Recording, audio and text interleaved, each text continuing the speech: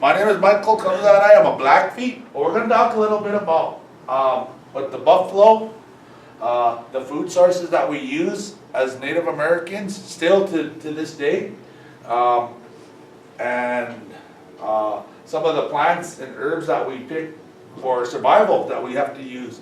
You don't really have to use them anymore because we have modern plants and medicines that we use, but we still have our natural plants that we use and our roots that we use that was given to us. One of the animals that we used and a lot of the other tribes relied on for survival is that animal right there that's on the table, the buffalo. That was our basic survival right there. That was the basic food source for most all Plains tribes. Get a herd of buffalo and they'd start pushing them. They push them, they get them close to the in a direction towards the buffalo jump. You can harvest a lot more animals by running them off of that. You had a lot of meat then. You'd probably kill 30, 40, 50 animals at one time. Not even using a bullet. Not even using an arrow. They'd jump to their death.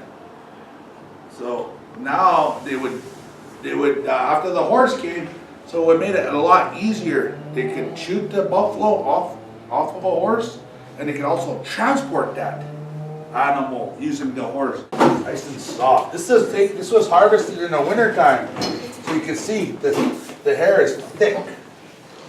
It's nice and warm. Okay, your finger is that pretty? It's got a little bit of weight to it, huh? Well, it's got the hair on it, but probably half of that would be the weight of that one hide. You figure 14 of those. One lady would pitch up her own teepee, put it up, and take it down. So now you always see all the men, all the men have to do it now. But when it was back in the earlier times, it was the ladies that did all the work. That'd be awesome, just to like that, huh? We made shoes out of it. Your Indian shoes.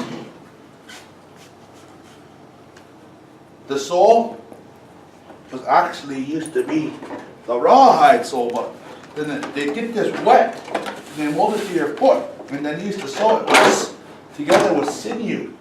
This is a piece of elk hide. It's the hair is taken all the way off. It'd be like this taken off, and then they'd scrape the membrane off of it, and then it becomes, and then they stretch it out, and then they dry it, and it becomes like this.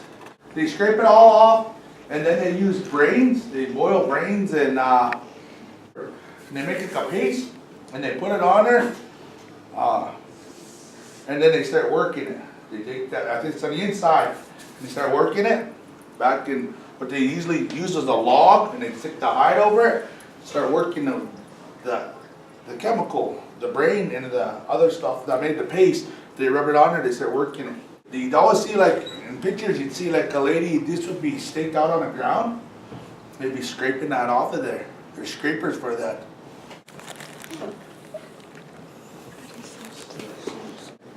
The buffalo we used for shelter, but now probably in the 1800s, they went to the canvas and they used this material, but it used to be made out of that.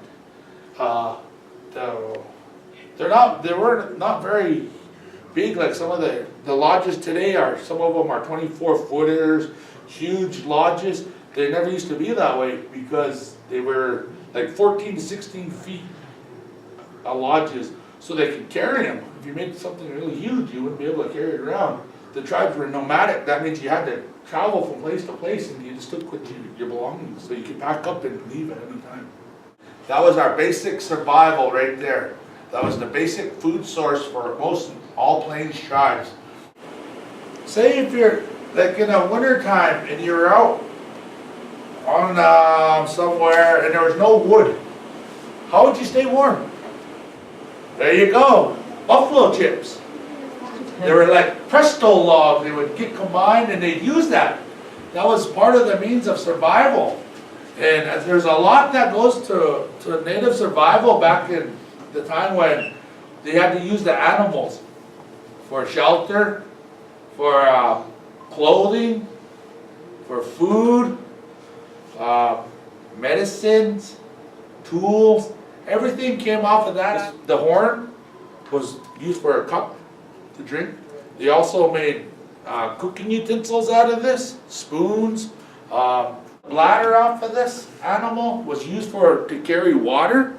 They'd clean it out, blow it up, dry it, sew some sort of leather or rawhide around the top of it, and then they would scoop up the water after they dried it out. My grandmother said they used to use this rawhide. They'd take the berries, the choke cherries that you guys are eating, and they would smash them with a rock, and they'd make patties with them, and then they would put them on this, and then they'd let the sun dry them out, and then they'd store them,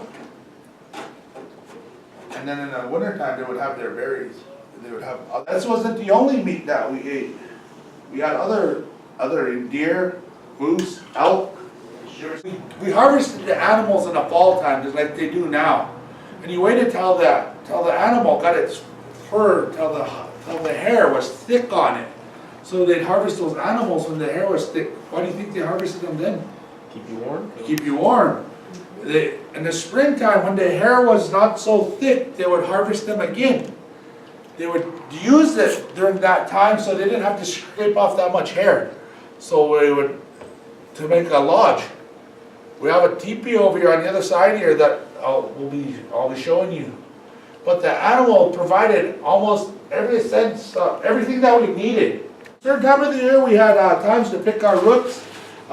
Certain times of the year we harvested different animals. Certain time of the year that only certain teas and plants that we could pick. So like this here is called a red tea. I'm not quite sure, but I know it comes from Canada, and I don't believe it comes from any place else. This is a red tea. I made some for you. Sweetgrass is also used in a tea as well. Some people have that right to make herbal teas to help. It's a medicine. I know my grandma used to say some of that will help break your fever if you boiled the sage. The sage that goes around. And then this is cedar from the West Glacier area. You can't get everything in one spot, so that's why we had to move at certain times of the year to be able to get these roots, different types of roots. This is husk. This comes from the Flathead Valley. It's not so strong.